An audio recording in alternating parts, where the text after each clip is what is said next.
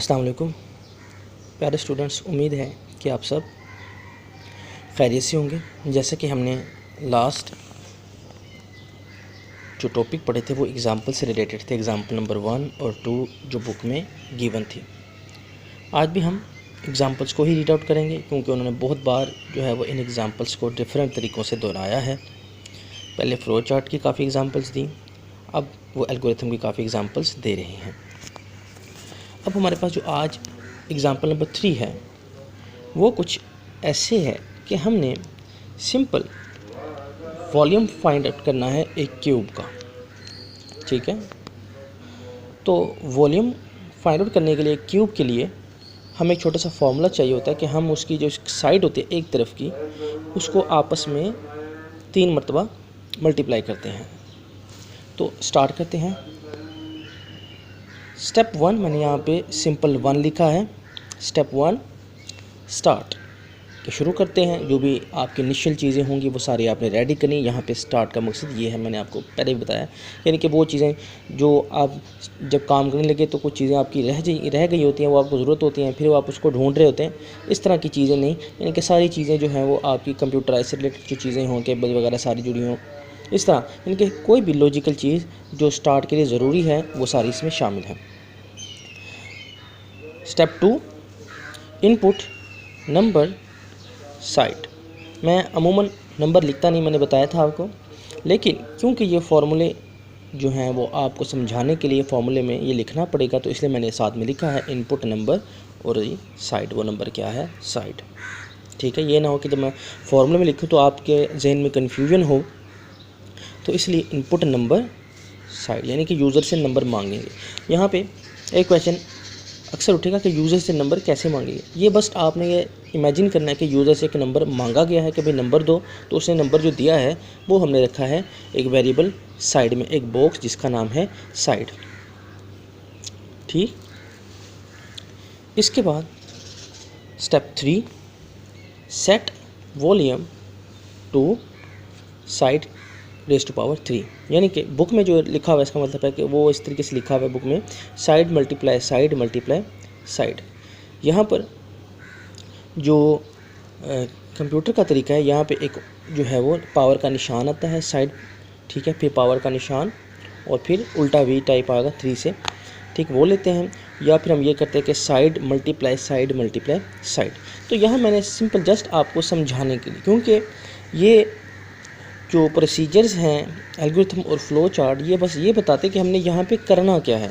यहाँ पे वो ज़रूरी नहीं होता कि बिल्कुल वो करके दिखाएं जो यहाँ पे हमने करना है, जो ये जस्ट हिंट होता है कि हमने यहाँ पे क्या किया है। ठीक है, जब कोई पर्सन एक्सपीरियंस होता है अपनी प्रोग्रामिंग में, तो वहाँ उसको जस्ट हिंट की ज़रूरत पड़ती है। ठीक है, फार्मूले की ज़रूरत नहीं पड़ती, लेकिन आपको फार्मूले लिख कर बताए गए हैं क्योंकि आपको इन्हीं छोटे छोटे एग्जांपल्स के ज़रिए समझा रहे हैं। देन इसलिए सेट वॉल्यूम टू साइड और उसकी पावर 3 ली है मैंने, यानी कि साइड मल्टीप्लाई साइड। उसके बाद है स्टेप 4 आउटपुट वॉल्यूम, और हमने उस वॉल्यूम को प्रिंट कर दिया है।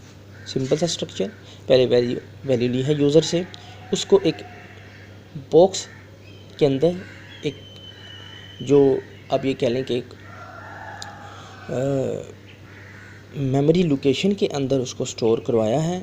ठीक, और फिर उसी को आपस में 3 मरतबा ज़रब दे दिया है। जब उस मेमोरी को ज़रब देंगे, मेमोरी लोकेशन को ज़रब देंगे, तो ऑटोमेटिकली जो उसके अंदर जो वैल्यूज़ होगी वो भी 3 मरतबा ज़रब होगी, मेमोरी लोकेशन वही रहेगी। ठीक, और उसको हम रखवा देंगे एक वेरिएबल, एक और मेमोरी लोकेशन वॉल्यूम, यानी कि साइड है, साइड में पड़ा हुआ 3, तो हमने उस साइड वैल्यू को आपस में 3 मरतबा ज़रब करके जो आंसर हमारा आया है वो था 27। ठीक, मेरे ख्याल से 27 ही बनता है, तो 3 रेज़ टू पावर 3 27। अब वो 27 हमने रखवा दिया है वॉल्यूम में, और बाद में उस 27 को हमने प्रिंट करवा दिया है। ठीक है, आउटपुट वॉल्यूम यानी कि प्रिंट या रिज़ल्ट। और लास्ट में जो हमारा स्टेप है, स्टेप नंबर 5, वो है एंड। ये तो सिंपल एक वॉल्यूम जो है वो फाइंड आउट करने के लिए एक क्यूब का। ठीक है, अब हम एरिया फाइंड आउट करने के लिए एक पैरेललोग्राम के एरिया को फाइंड आउट करने का एल्गोरिथम देखते हैं। सबसे पहले वही चीज़ें कि हमारा step 1 start, then input numbers, 2 number की ज़रूरत है हमें यहाँ पे पैरेललोग्राम के लिए, बेस और उसकी हाइट। ठीक है, हमें उसकी बेस चाहिए है और उसकी हाइट चाहिए। ठीक है, उसके बाद थर्ड जो है स्टेप, उसमें क्या होगा कि हम set area to base multiply height, यानी कि ऊपर मैंने यहाँ पे वेरिएबल लिखा है बी और एज, यानी कि 20 से मुराद है बेस और एज से मुराद है हाइट। हमने उससे नंबर मांगे बेस की कि उसकी बेस कितनी है और उसको एक वेरिएबल बी में रखवा दिया। फिर हमने उससे वैल्यू मांगी हाइट की और उसको एक वेरिएबल एज में रखवा दिया।